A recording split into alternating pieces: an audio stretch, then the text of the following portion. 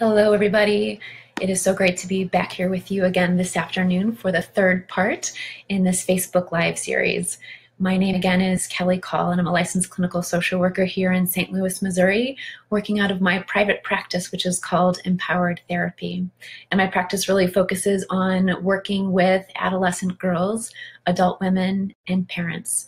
And my specialty areas are really working with individuals who have gone through any type of trauma, individuals dealing with anxiety, depression, and as well as a big focus on working with parenting. But today I want to spend some time focusing on trauma-informed therapy. I am a trained EMDR therapist, as well as a trained IFS therapist, which is internal family systems. And both of these approaches has greatly impacted just my overall framework of how I work with individuals, and is going to be some of what I touch on today as I talk about ways to work with individuals who have any type of trauma history. When you work with individuals that have these trauma histories, that have been impacted by any type of trauma in their life, you really see severe forms of suffering, pain, and adversity that can have a devastating impact on themselves as individuals, on their families, but also on our communities as a whole.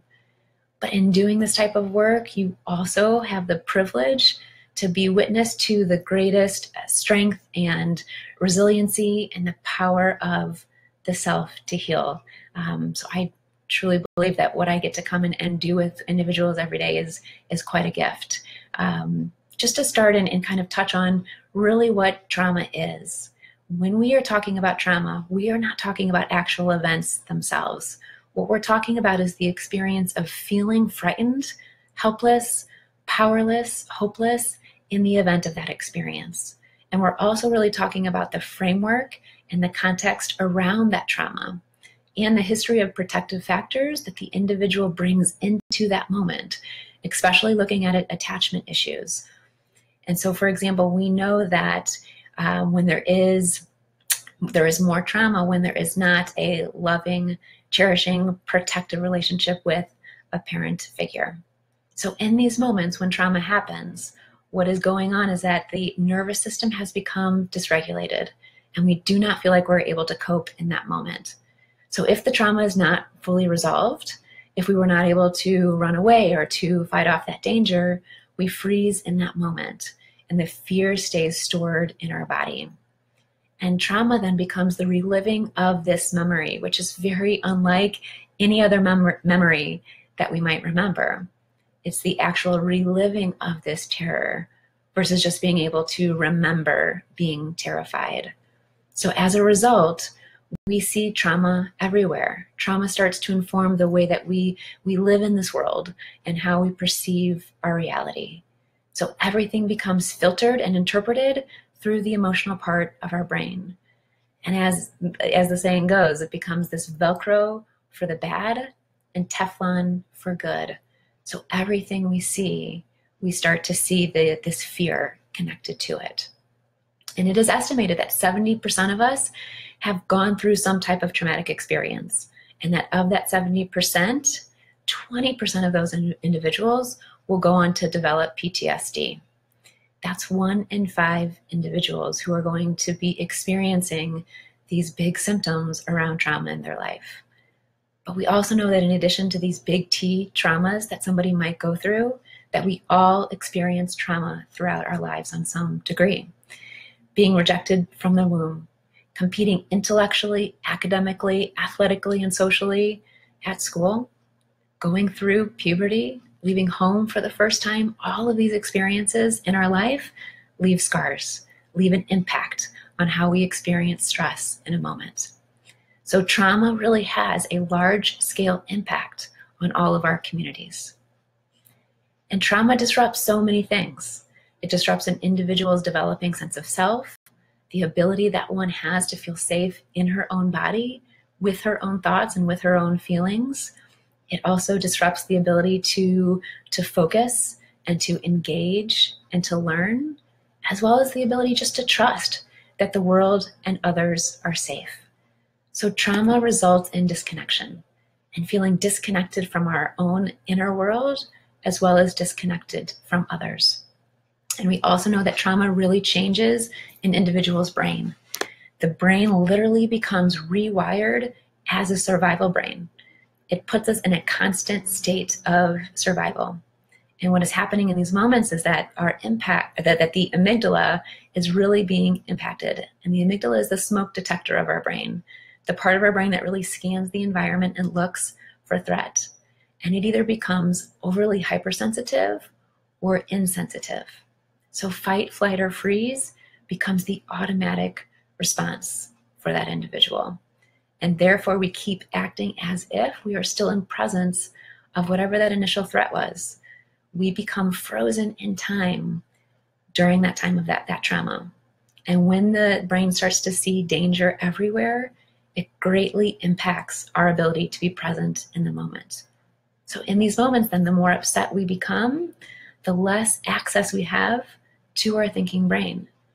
And the survival brain cannot utilize the thinking brain to then make healthy decisions the way that we would want it to or really need it to in any given moment in our life. So when it comes to trauma work, cultivating safety is where we have to start every single time.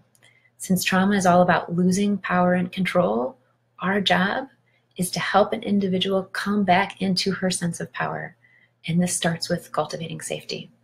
So therapy is about listening and looking for self-leadership and authentic self-expression, as well as finding ways to help invite it in, help to cultivate it, and really to reflect it back when we're noticing it, when it occurs. And therapy has to be client-led to create this sense of safety. So the client always has to be in control. The client really has to feel and know and trust that she's the expert on herself. We have to give options throughout the entire process, throughout an entire session. We have to allow the client to make decisions about what to focus on, as well as how to focus on these different aspects of trauma. So giving these options and inviting feedback is really critical. We also have to allow the client to really set the pace and the timeline for therapy and give her the ability to really stop or pause the process along the way. Everybody develops trust at different paces. Some people might come in and might feel more ready, more comfortable, already have a little bit more safety around being able to open up and talk about what they've gone through. And for others, it might take some time. The experiences that they've had might have really informed that trusting others, trusting even just their own internal experience to open up and be present to it, that's not safe. And so we have to allow that to unfold as it needs to. And as the therapist, our role is to be the guide or the coworker in this process, never to tell people what to do or even how to do things, but just to help guide individuals to be present with their internal world and to get really curious about what is going on for them. So we need to be seen as the ally. We need to hold space for the individual to really speak her truth without reacting to whatever it is that they're sharing. So our job is to create a very safe container, even if it's just with our presence, to really show them that we trust in the brilliance of their psyche. We trust in the mind's natural, innate ability to heal itself, and that throughout this process, whether we say the actual words or just through the way that we engage with our client, we need to send the message that we trust them. We trust them to show up and to be present to their trauma and to kind of build the strengths, rely on their inner strengths to heal and to work through this. So the priority really comes down to building a trusting, authentic relationship between the therapist and the client. And in fact, research has always shown that it is this relationship developed in therapy, not the actual approach or modality that we might utilize, that is the greatest therapeutic agent for change. Because if trust cannot be established, therapy will never work. So one of the things that I always do when I'm first starting off working with the client is I really invite them to make me work for their trust. I encourage them to make me prove to them that I am trustworthy, to really emphasize that this is about a client really deciding where she is going to feel comfortable to do this really hard work that requires strength and bravery, just even to show up. So the therapist needs to pay attention throughout an entire session to the physiology of the client. It's our job to really watch the physical cues that the client might be displaying in that moment. So we're looking for shifts in energy, for changing and breathing, just to give a couple of examples. And by tracking the client, we can begin to see when she becomes dysregulated or flooded by her emotions in that moment, which allows us to then stop the process and to invite the client to shift and engage in a process that is going to allow her to come back to a place of calm and reintegration. Because when working on a trauma, it never helps to be present to and aware of something if it is going to be re-traumatizing. So stopping and calming and reintegrating has to happen before we return to any process of healing. So to do this, we really have to be able to attune to our client, attune to their physical presence, their emotional presence, and to kind of their mental world around what is going on, what we're talking about. So we're meeting the client where she is and really allowing her to feel accepted for exactly where she is in this moment in relation to the experience that she's gone through. As the therapist, we have to stay in our human brain in order to do all of those different things that I just mentioned. We have to be able to stay calm and aware of our own internal world so that we can be centered, we can be regulated in our nervous system to be able to show up in a non-reactive way, to be able to stay centered in ourself. And this is critical so that we can then connect with our client's internal world. So focusing on self-regulation is also critical in how we approach a therapeutic session and how we approach our client. Because with trauma, so much does not feel safe. So we have to make sure that our clients are empowered to have skills and to know how to intervene both during a session to regulate, but also in between sessions when stuff comes up, to be able to feel safe in their own body, to calm down their emotional response. Because the trauma, when we're talking about the way that trauma impacts an individual, we're not talking about a thought response to an experience, but really our body's response to an experience. So having confidence in our ability to bring that sense of calm back to our body is one of the most critical pieces. When we just try to ignore how our body responds to trauma, to try to push away the emotional experience, the physical experience and manifestation of those emotions, the louder and more powerful they become. So the goal is to really help a client to be with their trauma instead of stuck in it, consumed by it, hijacked by it. So cultivating a sense of safety internally while staying connected and grounded in the present moment is one of the initial steps to this process. And we can continually guide the client back to the present moment by even just asking her, what do you notice?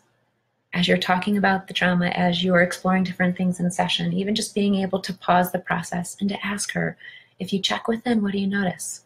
What do you notice feeling in your body? And when we provide education on how our body stores stress and trauma physically, on how our body's autonomic nervous system goes into primitive survival responses, goes into fight, flight, or freeze as our natural impulse to self-protect, we really empower our clients to be able to look for and to start to notice these earliest warning signs so they can start to be present and really attuned to what's happening within their physiological state. So we're educating the client also then on their window of tolerance, which is a term coined by Dr. Dan Siegel, and it refers to our ability to calmly self-regulate, to be able to tolerate what is going on internally in any given moment, where we're able to stay open and receptive to what is going on. And we know that trauma takes us outside of this window of tolerance, takes us outside of our ability to regulate our nervous system without becoming overwhelmed. For somebody in these experiences, they might get stuck in the fight or flight mode, stuck in this activation mode where they are ready to fight or to flee, and that they are in this constant state of anxiety or anger or restlessness, of panic. But we also can get stuck in the off mode. We can get stuck in feeling frozen or depressed, disconnected, a lack of energy. And we also can be in this process of kind of alternating between both of those. So the foundation for all therapeutic work is empowering individuals on how to learn ways to feel comfortable with their internal world, with these different physical states that their body is going through in response to their trauma, knowing how to effectively self-regulate, how to come back to center, and again, establish the sense of safety. And we really live in a culture that focuses chin up, that really teaches us to stay stuck in our head. So we cannot assume that individuals that we work with know how to feel their body. And on top of that, we know that when we are traumatized, we really don't know how to safely and comfortably feel our bodies. So the process of even helping our clients drop into their bodies and to connect with the body's inherent wisdom, to connect with the information that our body is trying to share with us in that moment, takes practice. So we're helping our client identify ways that for them, because it's different for all of us, but identify ways for them that they feel safe, they feel loved, they feel calm, and to then really start to explore new skills so that they have lots of different options of how to establish this sense of safety. And just to touch on a few of these, focusing on social support is really key. Just being in connection with somebody that you feel connected to, that you know and trust, will help your nervous system to calm down and create a sense of safety in that moment. And in fact, we know that one of the most protective factors in the aftermath of a trauma is social support, is that connection with somebody that we feel safe with. Another strategy that I think is really imperative to share with all of our clients is how to do mindful breathing, how to really to deeply breathe in a way that we can bring ourselves back to a calm place. We know that the trauma response is connected to the brainstem and the mammal brain, our amygdala, and the limbic system. And we know that when we are able to breathe deeply and mindfully, that we help to bring our prefrontal cortex back online, which helps to integrate, which helps to shift our state of being in that moment. It helps to calm our brain and regulate our nervous system. And whenever we begin any type of mindful breathing approach, I think allowing our clients to first start just by noticing their breath, noticing what patterns of breathing that they are really experiencing in that present moment, allows them to get any information that they would need from their current physiological state. And then you can invite shifts in that breathing. You can invite some slower in-breaths and out-breaths to try to shift into a calm state. But really start by noticing what the breath is doing and how your body is responding to it is really helpful and informing in that moment. And then lots of grounding strategies are really important for our clients, helping them to ground in the here and now, whether that's grounding visually within the environment, whether it's helping our clients to ground internally within their body by doing a body scan and looking for places in their body that might be already feeling a sense of calm or relaxation, and really just allowing our clients to even feel what their body is doing in that present moment. What does it feel like to be braced against the seat that we're in? What does it feel like to have the weight of our feet grounded against the floor? And the third component that I think is really essential when it comes to self-empowerment, when it comes to being able to work through our trauma, is looking at our clients' strengths, really helping them to tap into this self-empowerment so that they can create meaning and they can reintegrate throughout this healing process. So we're helping clients to tap into their natural healing power and resiliency, and helping clients to move from feeling victimized by what they have gone through to feeling self-empowered, to knowing how to take action in their life. And this includes things such as knowing that they are capable of calming their own inner world, of knowing how to use their power to really choose their thoughts and what thoughts they're going to focus on, and cultivating positive experiences within their relationships, and knowing that they have the power to create self-leadership, both in their outer world and in their inner world. And even just emphasizing for a client that the nature of even walking into an office like this is a huge sign of strength. It takes, again, courage, and it takes bravery to do this type of inner exploration. And to change any type of behavior, we have to help our client, we have to empower our clients to really see any of the behaviors that they're struggling with, any of the behaviors that they might be seeing as the problem or others might be seeing as the problem, to start to see those behaviors as the solutions that they have found along the way to survive and to cope with their emotional world. Because we know that trauma symptoms are really just our survival strategies. So normalize these symptoms for them. Normalize that these symptoms are their natural responses to trauma. The question that we need to be leading with is never what is wrong with you, but always what has happened to you and how has that continued to impact you on a regular basis, on a daily basis. This allows us to then start to create new meaning around these behaviors and around kind of the thoughts and the beliefs that have formed in response to the trauma. So when it comes to healing trauma, our goal is to facilitate this reconnection, this reintegration that I've been speaking to. We're supporting the clients to learn that sense of safety, connection within themselves and with others, and how to transform reliving these traumatic memories into a traditional memory. And our role is to be the guide in shifting this internal experience. Research has really found that our thinking brain cannot access the smoke detector, cannot access the emotional part of our brain that is really carrying this trauma. And since there are no connections between our logical brain and the emotional brain, it is really hard and almost impossible to just talk yourself out of or rationalize yourself away from being afraid. And this can make talk therapy very challenging. But we do know that there's a part of our brain that can access the amygdala, the emotional part of our brain.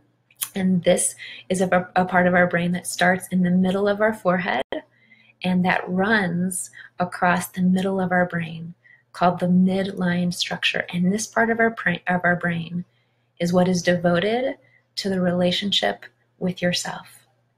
And this is the only way to gain access to your emotional brain. And the only way to get there is through meditation and by being introspective, by stepping into a place of curiosity and checking inward on exploring what is going on inside. So finding ways to access self and befriend self is really a powerful way to start to begin to change ourselves in these moments.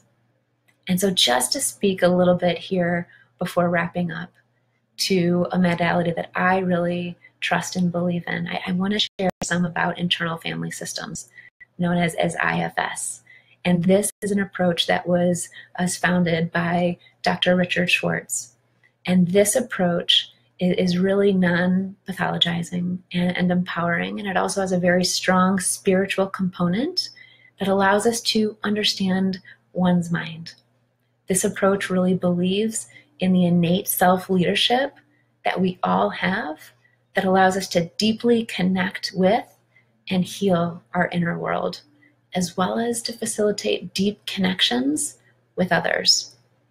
This framework acknowledges the multiplicity of our mind, that we all have these multiple parts or aspects of who we are, that in the totality are really what makes us whole. The general belief in our culture is that the mind is one unified force. But in reality, we all hold multiple thoughts, emotions, perspectives, beliefs all at one time, some of which are even competing or polarizing for us. And my guess is that most of us has had the experience at some point where we have said, a part of me really thinks or feels this, but another part of me thinks or feels that. And this can leave us feeling really torn or confused about how to proceed. This can lead to us feeling really stuck in this inner battle, excuse me. But we all hold this duality. And internal family systems allows us to connect with our internal world in a way to create some connection and harmony within all these different aspects of ourself. And it really applies a family systems approach to our inner world in this way. So at the foundation of IFS is the belief that we all have a core self. And whatever word fits best for you, our essence, our spirit, our soul, our highest self that we were all born with, that does not have to be developed in any way, but that also can never be damaged or broken, no matter what experiences we've gone through. And that this core self is our compassionate witnesser within that embodies qualities such as compassion, curiosity, confidence, creativity, calm, clarity, courage, and connectedness. And that it is through this self-energy that our mind really knows how to heal and create harmony and connections within and with others. And then in addition to this core self that we all have, we also all have these numerous parts or aspects of ourself.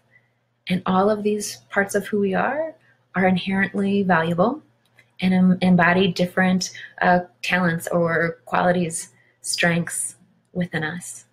And when these parts feel safe and feel like their fears or concerns are being addressed, they trust and follow the leadership of self. But when trauma occurs or when attachment injuries have happened, these parts step into protective roles and take over. But they always take over with the intention of trying to help keep us safe, keep the individual safe from feeling this pain. And then there are also young, vulnerable, inner childlike parts that we have that are being protected because they have been traumatized. As a result, they are then carrying the pain and burdens from these experiences. And these parts of ourselves gets really pushed down, kind of locked away, because the protective parts are afraid of feeling these feelings. They're afraid of being overwhelmed or flooded by these traumas that we've gone through. So these protective parts find different ways to try to keep us from this pain. A part might find a way to do this that appears on the surface to be productive and healthy, such as overworking or over-exercising, being a perfectionist, or a people pleaser. But other parts might also find a way to create protection by stepping into more extreme roles, extreme behaviors that end up creating more pain and obstacles and suffering long-term. And these behaviors might be things such as drinking or overeating or self-injury behavior of any kind or suicidal thoughts.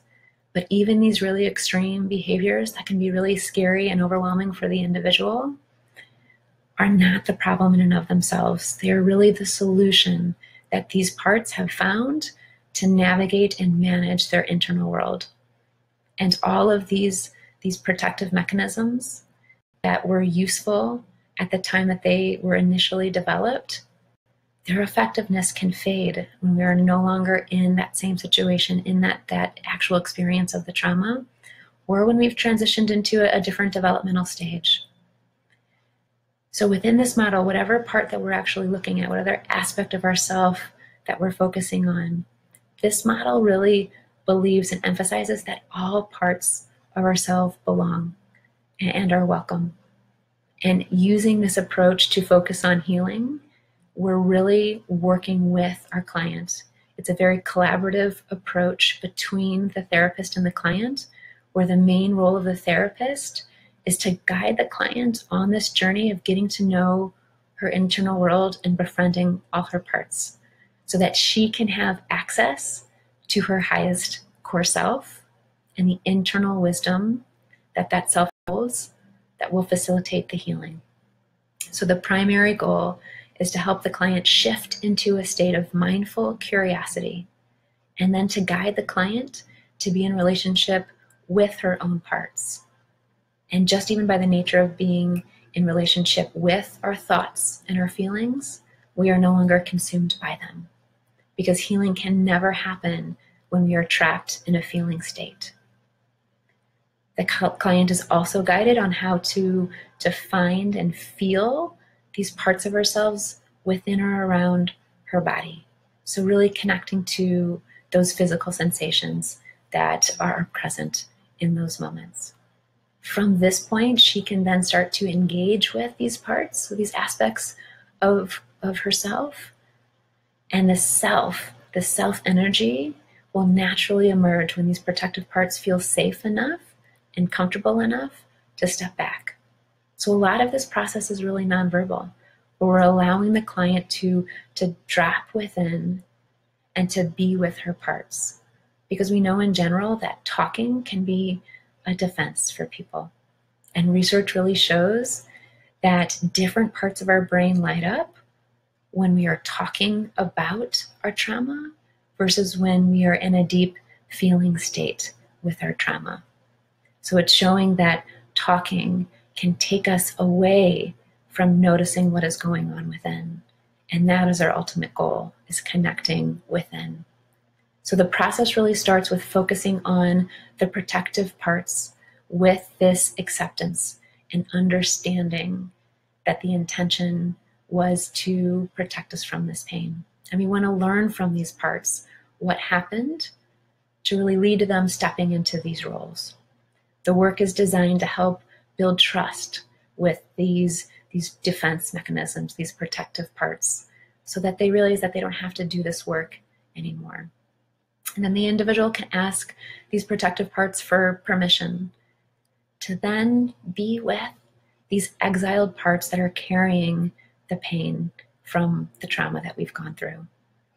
The self is then allowed to be the compassionate witnesser to these exiled parts, to the trauma that is being held and carried. And when we can approach these vulnerable parts, approach this pain that's being held within with tenderness and self-compassion and love, the healing can begin to take place as these young parts really see that there is somebody there to provide care and to be able to share their story with. So from this place of self-leadership, from self-energy, we are able to reparent these younger parts of ourselves in a way that they really needed back then, which helps to transform the story that they're holding, helps to move them towards unburdening these extreme beliefs and emotions that they've been carrying since the time of that trauma. And when this healing occurs, the protectors, those behaviors that have been in place to protect us and keep us safe, are really freed from these extreme roles and can step back into whatever they were originally designed to be. So it is the client's ability to access her own wisdom and to offer self-acceptance, self-love, self-empowerment that enables healing to occur. And that by restoring trust in ourself, that trust that was originally damaged by the trauma, that the client can then step back into a life led by self. So one of the biggest shifts that IFS brings is this idea that all parts of ourself are welcome, that none of our parts are bad or need to be rejected, and that to heal and to reintegrate, it's looking at how we seek this inner harmony. So I will go ahead and provide a link below this video towards the website where you can learn more about internal family systems. But if you have any other questions about this approach or about trauma-informed therapy in general, definitely feel free to reach out and connect. But it's been a pleasure to be with you here this afternoon, and I hope that you enjoy the rest of your day. Take good care. Bye-bye.